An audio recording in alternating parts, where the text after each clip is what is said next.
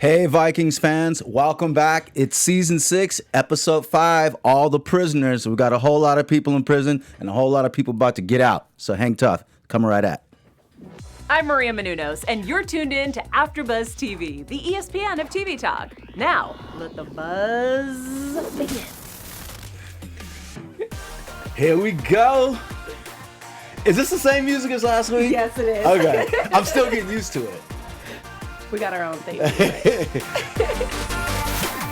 Not very Vikings, but You know, it's cheery. there you go. It's season's cheer. Did you hear that? We had the hatchet in there. Thank you, Ryan. Ryan gave us the hatchet. That's our engineer. So, ladies and gentlemen, AfterBuzz fans, welcome back to this week's Vikings After Show. It's called All the Prisoners, Season 6, Episode 5. We got a lot to discuss. But before we get into it, let me introduce my lovely co-host, Lauren. Hey, y'all. We're back again, and we're so excited. Hey, Lauren's in the house. Once again, I'm your boy, LG, and we're ready to get into it. Okay, so we got a lot going on. Bjorn gets caught, kind of let go, then negotiates without getting too much. What was your whole impression of this whole episode? Because there's a lot of back and forth going on. I feel like the title couldn't be more befitting for this episode. Literally, every character was some shape or form a prisoner, whether it was in their own land, like Lagertha and her folks, or whether it was Bjorn and King Harold. We were just dealing with a whole lot going on. And let's not forget Ivar. He's a prisoner, too. That's true. He's definitely, especially when we realize he's got some strings. He's really like, I'm a puppet now. So lots of interesting stuff. Okay, so for ladies and gentlemen at home, how we usually do it is in buckets or locations. We talk about what's going on in Kattegat, and even that gets broken down into, different parts of Norway and what I call Lagertha Island. And then we also go to the Russian location, and we keep that separate as well. That's how we keep track of things. But let's just jump right into it. All right, let's do it. All right, so Ivar visits Hvitserk at the very beginning of the show. And Hvitserk, and we know we talked about this last week, he was given this great big assignment. And Hvitserk doesn't look like he's in shape. He literally starts crying. But I don't know, your thoughts. This is tough because he's still being haunted by Ivar. And it's just crazy to me because out of all the brothers, everyone else has kind of like moved on, trying to figure out how to pick their life back up and make a name for themselves and carry on. And he is just still stuck in this very dark place.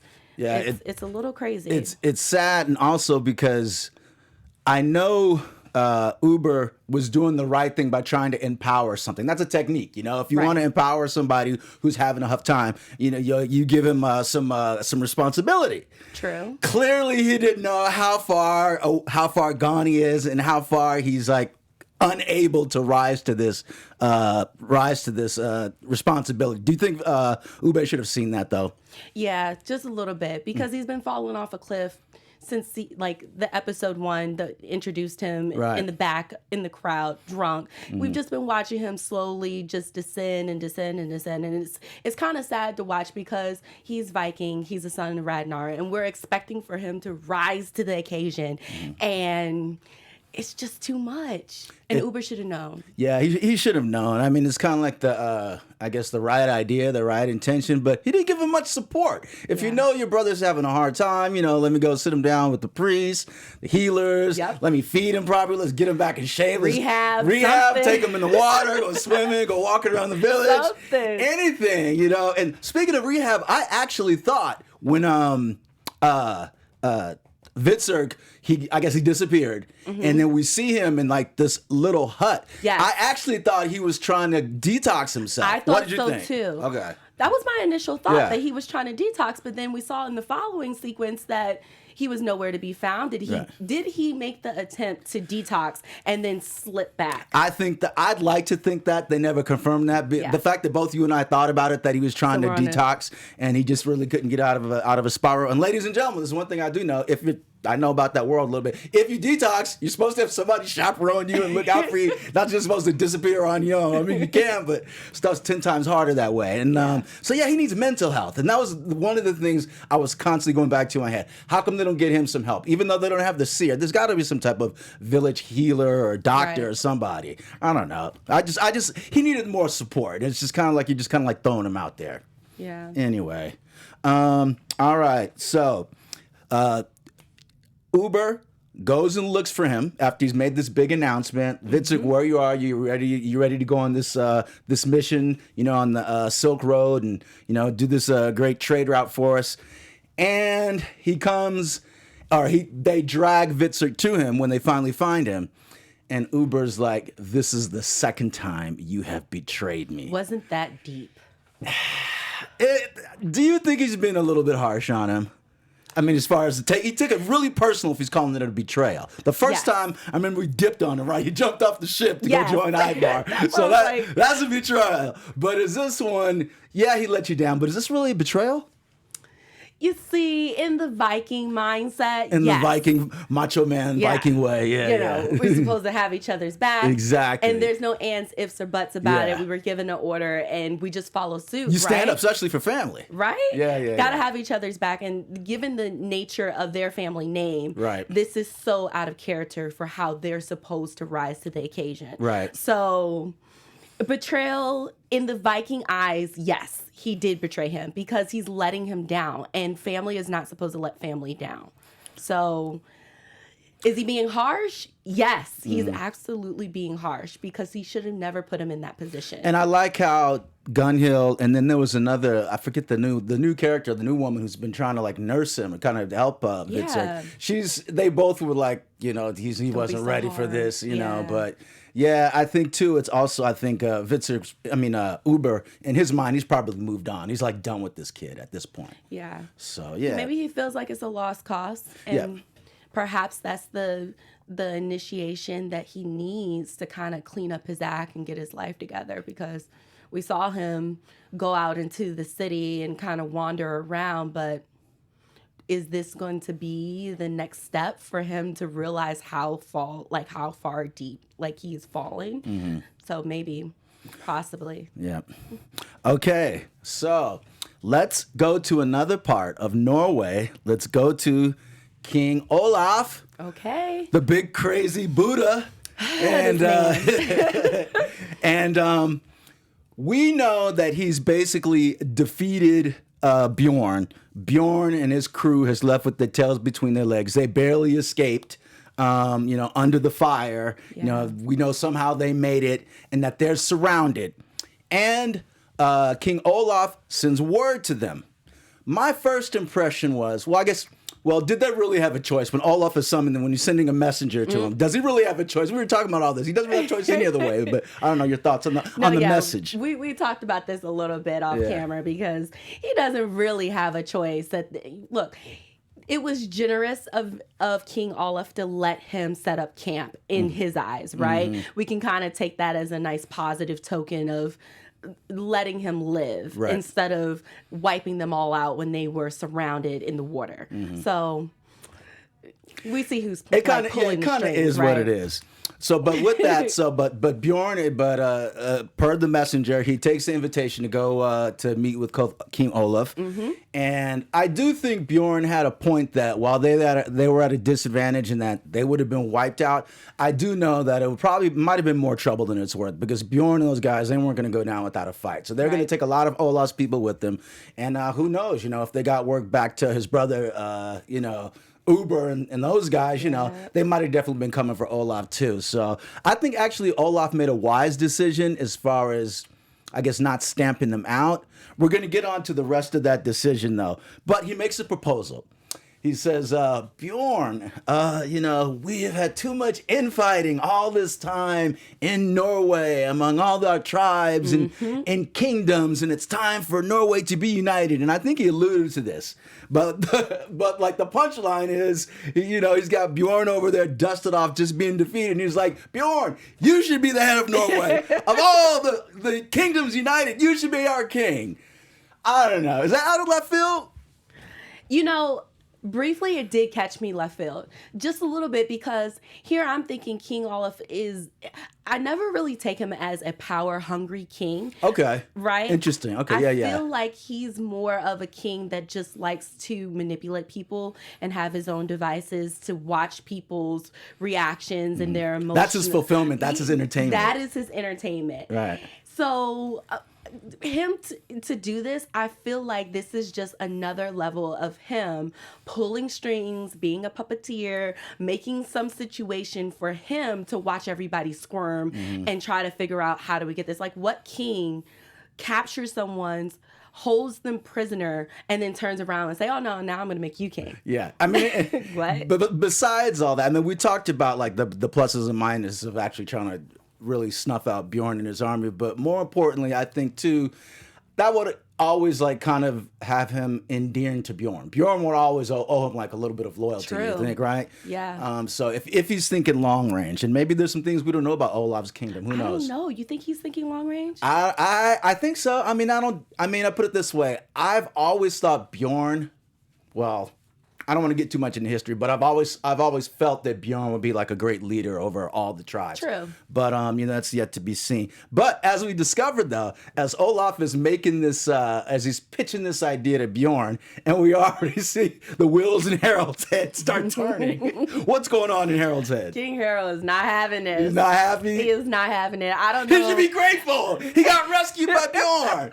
Or at least he's about to, right? Of course. We hope. We would think. Like, right. We would think a humble person who has been in captivity for however long that he's been there, who hasn't been able to have meat, as we laughed about in last episode from last week. Right. We would think that he would have some type of humility and just be appreciative for life. But no, his eyes are about to jump out of his head. His mouth is about to fall to the floor. And he is thinking, hold up, I should be the king. Because in his mind, well, he's always been his own king, separate from Bjorn, even though they've had these type of alliances.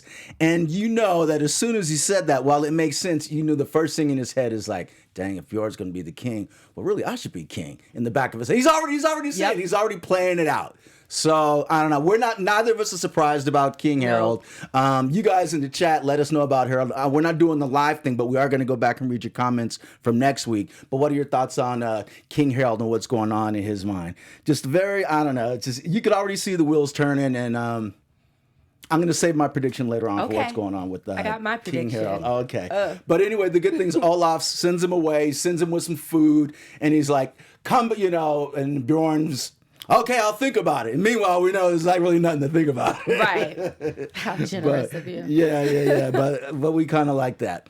Oh, but back at the camp, too, at Bjorn's camp, he sits down with Kjetill Flatnose. And Flatnose was one of the guys that came back from Iceland, the guy. And we found, he actually came clean and talked about his role in the rebellion. And at first he tried to put it off on, what's this other guy's name? I forgot his name. I wrote it down. But he tried to put it off, Eyvind. Kjetill? Evynd. Yes. Yeah, he tried to put it off on Eyvind or Eyvind. I forget how to pronounce it, which is probably true, but we do know that Kjetill Flatnose, like, he took his revenge to the nth degree when he slaughtered the guy's family, and he definitely was disobeying a Floki. So that actually gives me a little bit, well, I don't want to say it gives me more hope for the character, because we saw the wheels going off in his head when he was forced to admit to his part in how the whole Iceland settlement kind of dissolved and why Floki went away. And Bjorn is smart enough to say, okay, I don't think Floki would just walk away because of this one guy. He knows this. He knows that. So so obviously Kjetill Flatnose played a huge part in the rebellion, maybe the biggest part in the insurrection. But with that said, though, when we think back about when Floki left, while all this discord was going on, it wasn't like they had the knives out and Floki leave. Floki was literally frustrated by what he saw as an unattainable situation. Right. But it wasn't, I guess I'm saying, to the extent that Kjetill Flatnose is saying that he left us on his own accord, that is true to a certain extent. They just didn't really give him anything to work with. You know? Right. And it just got to one of those points of a situation where it was like, there's more harm than good that's coming about with me being here, because no one is really, really understanding the vision or catching the vision, and we're too stuck in our own ways to really try something new. So he was hopefully, and something good would come out of it. And as we know, Floki, I mean, he always trusts in the gods. So you know, we always know the gods have something else waiting for him. Okay, so with that said, when Bjorn tells Kjetill Flatnose, you will always be responsible for Floki's death, in my eyes, you know, basically until I see Floki. Right. I like the fact that Bjorn is not letting him off the hook, but I always feel like when you telegraph your intentions or your grievances with somebody, what's the next thing that happens when they cut to Kjetill Flatnose? Yeah, he's ready to kill him. He's like, okay, maybe it's time for you to die, Bjorn. Bjorn. You gotta go too. Yeah, I'll take you out too. Right. So yeah, that's the only problem I have with like telegraphing something, and to an extent, I guess I don't know if this is hubris on Bjorn's part. He's always been a leader, but actually nobody's been able to overthrow. He's had defeats in battle, like with Ivar and stuff, but I don't think he's ever seen or even dreamed of somebody actually questioning his loyalty or overthrowing him. And if Kjetill Flatnose is still a subject of his, he probably wouldn't even think this guy's has the power to do anything. But as we see, Kjetill Flatnose, he just seems to have his hands in a lot of pies.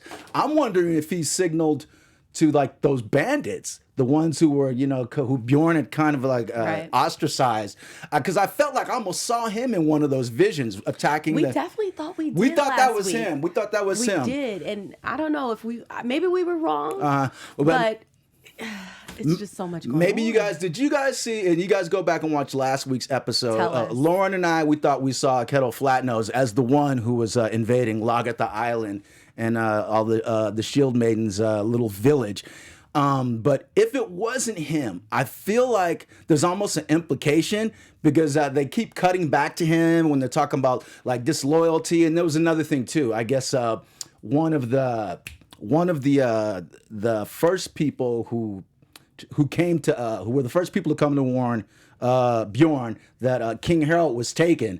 I guess he was one of the people that was trying to dip out when they were under the fire. I didn't notice that. I went back and I watched that. I saw that on the internet. There's these two guys like trying to dip out, you know, when they're about to get caught in the fire trap. And those were the guys who actually came to warn him. And so that's why he made that reference that you've done enough. Yeah, you've done enough. So you know those guys are like already not, you know, are working for the other side anyway. Gotcha. So anyway, I think that was interesting. So yeah, but so Kjetill Flatnose, we know like we can't count him out, and we're always gonna have to keep an eye on that guy. We have to wonder, like, really, what is his plan? Like, come on, he came in hard, and now we're really just starting. We knew his hand, but we're really now just starting to see them revealed that he wants to take over. It's not just about taking people, and it's not just about Iceland anymore. It's not about just taking people back. What in the world? I don't know, man. This is an interesting. You gotta, and like Vikings is one of those shows where you can take like an abstract character like that, and they can do a lot of damage. So very interesting. All right, so let's shift to another part of Norway. Let's go to Lagertha Island, and where she is trained all the shield maidens and the widows, you know, to fight again. They're being prepared. They've got the little boys out as the scouts, and they're in the trees and out in the forest. And so we see the bandits coming, and one of the boys starts a little smoke signal. Right. Okay. I love that. But then we cut to one of the other little boys, like spotting in the tree, and he gets shot by an arrow. Yep. Okay, it's not looking good at that point, right? No. I know. What were your first thoughts? Okay, so I was excited to see the kids involved because it was very strategic on Lagertha's part to utilize everybody. And I mean, it's kind of one of those situations where you have to utilize everyone because your resources are very, very, very limited at this point. But at the same time, they're kids. Yeah. And normally they've been trained. Like Viking kids would start at a very, very young age. But as we are shown, and it's revealed later on towards the end of the fight, that these kids, they might be skillful in using a bow and arrow, but they're really not skillful in the mindset and the tactics of an actual war and the battlefield. Yeah, it's like nothing can actually prepare you for that. When you see troops coming, and even if you're in a tree, how are you going to hide? Or if you're going to get down, you can have enough time to escape. I was like, these kids don't have enough time to escape. No. So 2 of the kids get killed, right? Yes. Like right off the bat.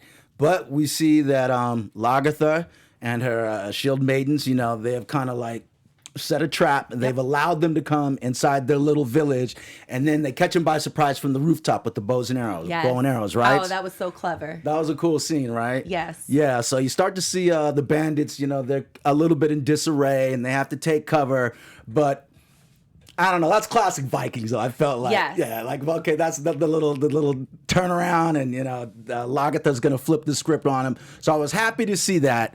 And she's fighting like a mad woman. A couple of the women go down. One of them just seems like really scared.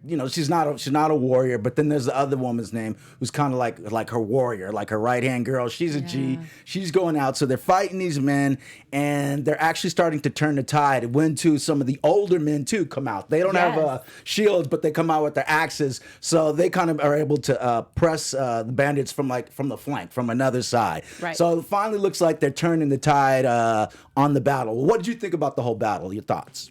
I thought the battle was extremely clever. The resources were used thoroughly and efficiently, everyone's strength, because we all know, like, the older men, they weren't necessarily super strong. Right. So it was very, very clever and unique to have the younger boys on the rooftop protecting the older men with the bows and arrows. I thought it was awesome because anytime that they kind of like had a little hiccup, or it looked like they weren't going to be able to fully like take on their opponent, the little boys would just hit them with an arrow. Right. They hit them with the support. They hit them with the aerial support. Great teamwork. So I thought that was great. My only reservation about the whole scene was that they were fighting up until the point where it actually mattered. And for me, looking at Vikings, they should have finished them off. I feel like that's always the case.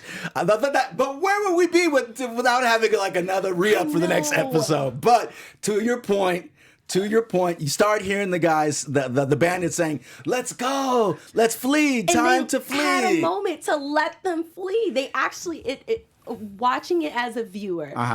It literally felt like everyone just kind of like stopped, folded their hands, waited a moment, and said, "Okay, we're gonna let you walk away." What? Question though, let's think about it. And I'm not saying that you're wrong, but I also had the impression that it was kind of a stalemate, and the stalemate kind of went to the home team, went to Lagertha and the crew. The fact that they were able to fend them off and they weren't able to get any grain. Yeah. Okay, the bandits were like, let's cut our losses. I guess it wasn't. I'm saying it wasn't an overwhelming defeat or a rout, but the fact that they were able to stop them. Yes. But I don't know. You felt that they could have turned the tables and just kind of chased them down and killed them. You think they had the numbers and the weapons to do that? In that moment, okay. I feel like if they would have kept the rhythm, okay, and continued to hit them hard, I feel like they could have overturned. Just keep up the momentum and run them down. Right. Exactly. Okay. Yeah. But I mean, we need the writing to continue. Yes. You know, we need to see what happens next week. We need the writing to continue. So I'll just be okay. Yeah, we call that plot armor, or a hole in the plot armor. So little Haley, Bjorn's son, Bjorn and Torvi's son, who Lagertha is obviously taken under her wing and watching, comes out after the bandits are retreating, picks up a sword, thinking everybody's gone. Hey, look at me. Look at me. I'm picking up a sword and I'm being a brave Viking warrior too. What were your thoughts the minute he did that? Literally my face was like, seriously? Seriously, is this what's gonna happen? We knew it was a wrap for him, right?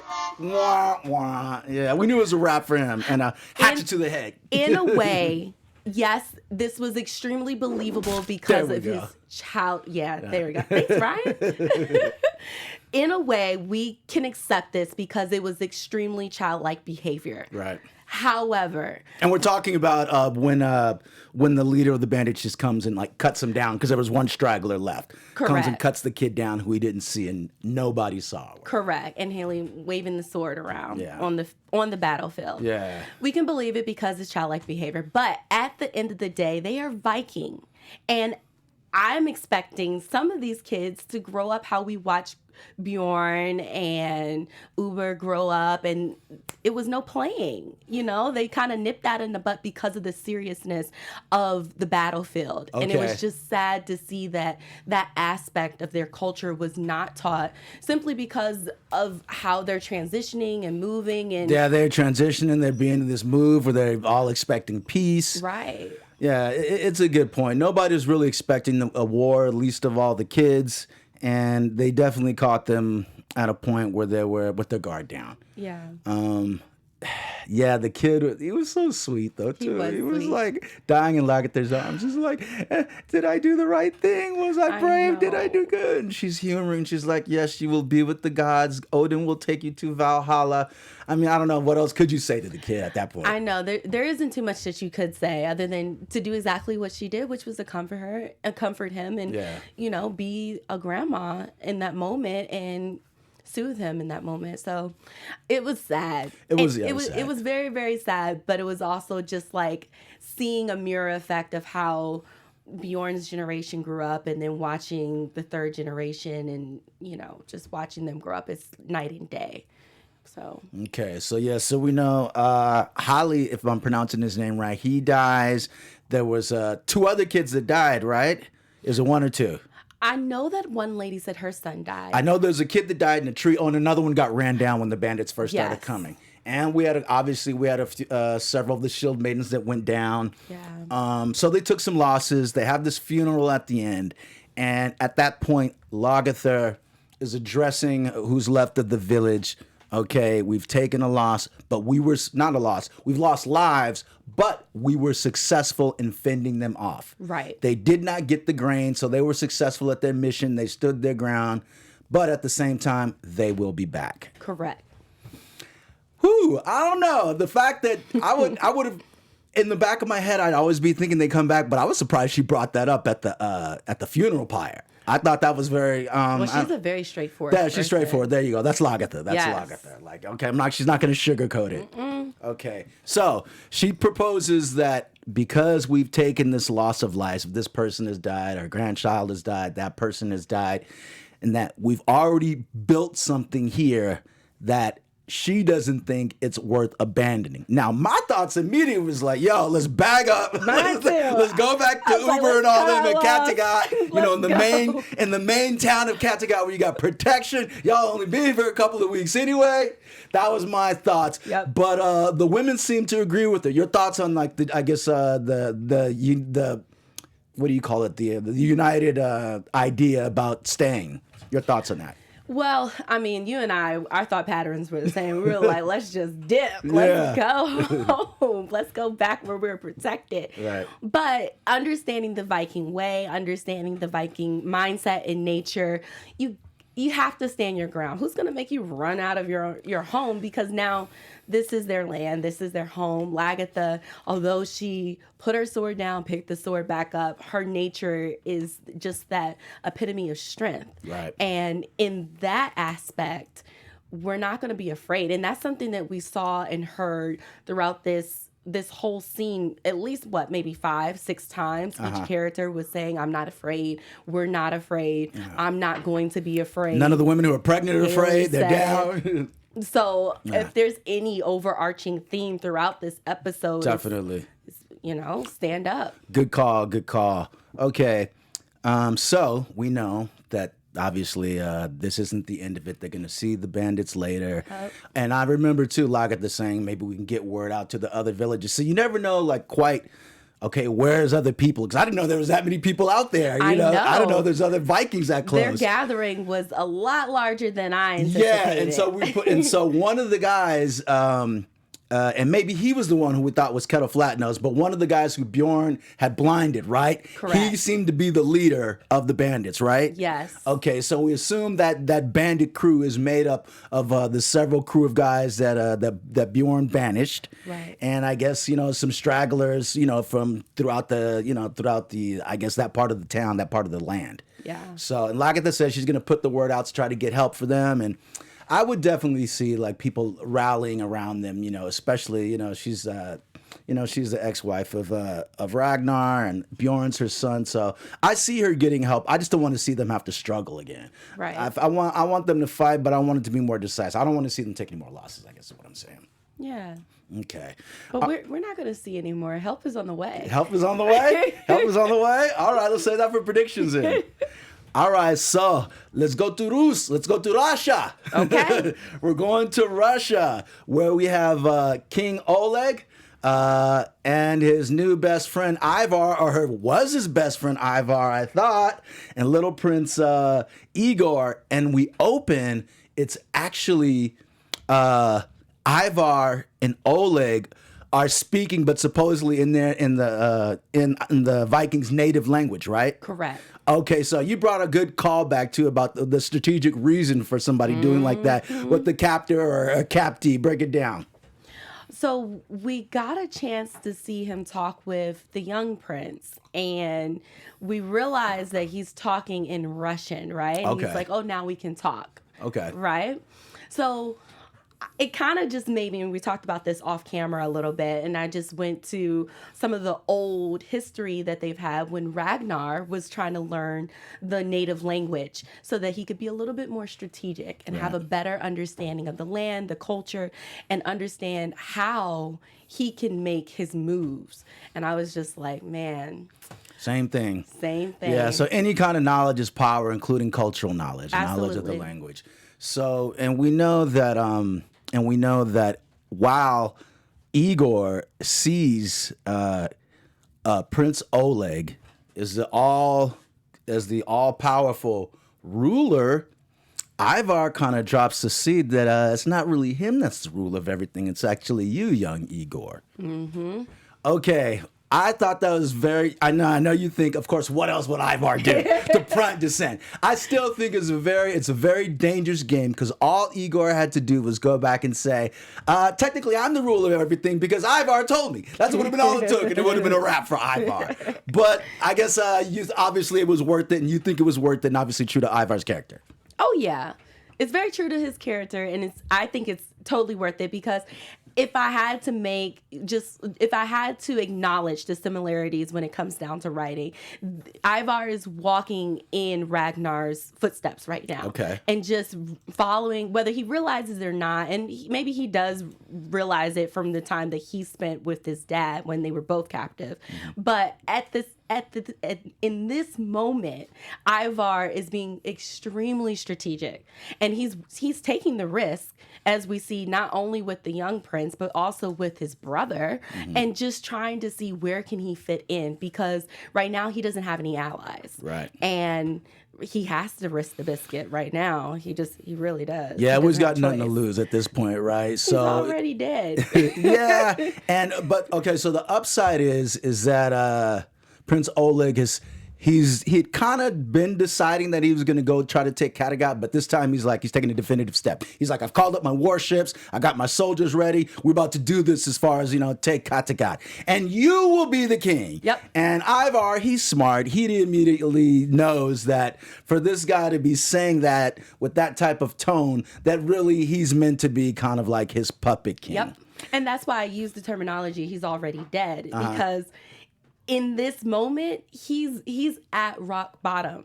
Not only is he now, being used as a puppet, but he doesn't even have a say anymore in the sense of how their relationship first started. Kind of off. like Bjorn, he was a prisoner too. All this stuff, we thinking he All have the all this, all this decision making ability, and yeah, they're all prisoners. Yep. Right. Okay. So yeah. So very interesting. So yeah. So you alluded to the fact that obviously Ivar's wheels start turning. So he starts crawling out, and I'm like, how come he's not using his crutches? And he's sneaking around. The horses and the stable. I'm like, well, we haven't seen Ivar crawl like this in a while. And he crawls up, into the brother's cage. The brother Dior, I believe his name. And the funny thing is, I didn't even recognize that it was the brother last time. The one who was chained up with the big ring in his mouth. I had no idea who that was. Talk about they did a good job on makeup, and he was like literally snarling like an animal. Oh yeah. So the idea was like his brother was treating him like a dog, turning him into a dog. But Ivar goes to him, and he gives his and he begins his pitch about, you might be set free. Well, first of all, break it down. Did he actually say he was going to set him free? Or No. So break it down. What was he intimating? So this was really clever because we obviously know he's a prisoner. So the assumption is that he hasn't had food in quite some time. Mm-hmm. And here Ivar comes to him with this big, juicy turkey leg, bone, something. Another brontosaurus burger. The thing was huge. And he immediately goes ham on it. And it's just one of those situations where you just see Ivar get his way. And you see, even though we didn't see Ivar smile, I feel like in that moment you could just feel the warmth and just see like in that moment he won. The moment that he accepted the food, Ivar won. He won. Yeah, and he knows how to play the political game just as much as we see the political game of Prince Oleg wanting to install someone who's from that area, who's actually home to that region of Kattegat, an old king, to give it a little bit more legitimacy. Ivar knows that if they're able to depose Prince Oleg, that having this his brother Dior, who was also a king, will help him in his quest. Right. So yeah, I wonder if they're even going to make it. Well, that's a good time. We'll say that predictions. I wonder if they're even going to make it to Kattegat at this point, or if Oleg's going to make it to Kattegat. I mean, Ivar's doing everything in his power to kind of like just end the plan. Like he's doing everything that he can on the back end to turn the tables, and I have a feeling that. If they do make it, it's going to be delayed a little bit. Okay, good stuff. All right, and by the way, Lauren has a little entertainment segment coming up. But before we do that, I wanted to give you guys a shout out. All those of you who were nice enough to comment last week in the chat.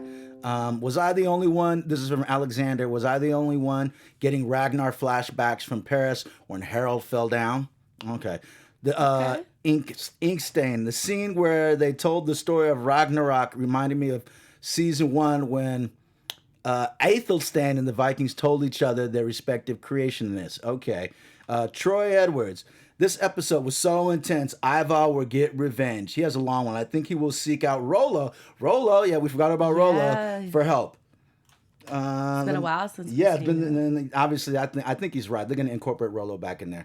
John G says Ivar must die, and then he already called out Bjorn's plan. Bad plan, Bjorn. This is before they got caught. Nathan Kelly says all of a sudden the sons of Ragnar forgot what catapults were in the siege attack. Okay, I haven't seen any. Come on, now. Good point. We haven't seen any catapults, right? No, we haven't. Okay. And that was like the biggest weapon that they came up with that was just so... And then and also pouring the hot oil on the fire and everything. Okay. Black Panther. As bad as Ivar may be, he had a bad rap from day one, and the same people he is fighting against were the culprits. The only person who actually ever cared for him was his mother. Okay, and Floki, I think, too. Yeah. I'll read one more. This is from Audrey Aubrey. Team Ivar. People starting like Ivar, so maybe there's some redemption on the horizon for Ivar. I'm sick of people calling him a psychopath. Okay. Because clearly he is not this. He does what most kings do. He killed the enemy, whether they're foreign or domestic. Last one. Number one, since I doubt that the show will be accurate when it comes to the Vikings timeline, I will guess that the show won't go on for much longer because the show is taking place around 780 DC, and the end of the Viking Age was 1066 AD. That's a whole new cast, maybe 2 new casts if they want to be accurate this year. So, okay, yeah, we are at the final season. Mm-hmm. Okay, so with that said, Lauren, do you have an update for us on entertainment? I do. AfterBuzz TV News. So this week's entertainment is hot and juicy. We are talking all things Bjorn. If you haven't seen the latest cover of Men's Fitness, you have to check out Alexander is on the cover, bringing back a top knot, and he is shirtless. Ladies, I guess some gentlemen too. He looks good. He's in shape. Good. All we can say is that Chrissy Dawn, who is his co-star and girlfriend, you are a lucky woman. Hey. So ladies, let us know what you think about that in the chat. What do you guys think about Bjorn? And we already know the ladies love Bjorn anyway. Oh, yeah. In the show and in real life. It's funny, on his Instagram, I do believe, he said, hey, this cover came out, but I don't look like that now. You know, the holiday festive and eating and all that good stuff has gotten to his abs. So he's maybe lost like half an ab or something like that. Probably, maybe. Yeah. Right on, Bjorn. Keep doing it for the ladies, man. With that said, okay, before we get out of here, we got to talk about predictions. Your AfterBuzz TV predictions. Yeah. So many things. Well, I guess first let's talk about, you kind of already alluded to the fact that Ivar is doing a lot before they even leave to Kattegat. Mm-hmm. Do you think they're going to get to Kattegat with Prince Oleg as their leader, I guess? Ooh. Or do you have any predictions about that? I don't mean to put words in your mouth. Do you have any thoughts on that? Okay, so here's my deal. I think they're going to get delayed a little bit just because the shift of power and trying to figure out who's going to be leading and all of that nature. But I do believe that they're going to get there, and I definitely believe that Ivar is going to have a couple things up his sleeve that's going to give King Olaf or Oleg a run for his money. Right, most definitely. And someone who had their own prediction, not really a prediction, but a vision, was Gunhild. She actually had a vision in the middle of the night, right, of one of the kids getting shot, over at Lagertha's island. I didn't even know she was kind of like spiritual like that. I didn't know either. Yeah, well, anyway, with that, so is she riding off to go and try to give aid to them at the end? Where is she going? Well, she's riding off to go find out what's happening. Right. She needs to go and discover if this is true, if it's not true. Uber's like, oh, no, it's not Lagertha. Yeah, they're fine. No, they're good. Yeah. And right now, they're just kind of taking precaution and making sure that they're covering and making sure that Lagertha actually is okay before they just write it off. Right. So okay. And one last prediction. King Harald. We saw his wheels turning. Mm-hmm. Ladies and gentlemen, we all know that he's not going to let this plan go down. He can't let Bjorn I don't think he can let Bjorn actually be the king and actually occupy that seat. He's kind of played second fiddle to Bjorn before. I don't think this time he can actually let him take the throne. Mm-hmm. So I predict Bjorn is going to have to partner with somebody. I don't know who that can be. I don't know if Kjetill Flatnose or these bandits or who. I don't think he'd partner with Rollo. I don't think Rollo would do that. But ladies and gentlemen, who do you think Harald can eventually partner with to kind of destabilize Bjorn's upcoming regime? Thoughts? Interesting. Okay, and with that said, ladies and gentlemen, thank you for joining us. Thank you for joining us, Lauren. Yes. My name is Al, and you can find me at alg_Jamaica House on IG. And Lauren? You can find me on Instagram and Twitter at Lauren B. Mosley. That's Mosley. Hey, everybody, join us here every Wednesday night at 10 o'clock for the Vikings After Show. Our founder, Kevin Undergaro, and me, Maria Menounos, would like to thank you for tuning in to AfterBuzz TV. Remember, we're not just the first, we're the biggest in the world, and we're the only destination for all your favorite TV shows. Whatever you crave, we've got it. So go to AfterBuzzTV.com and check out our lineup. Buzz you later. The views expressed herein are those of the hosts only and do not necessarily reflect the views of AfterBuzz TV or its owners or principals.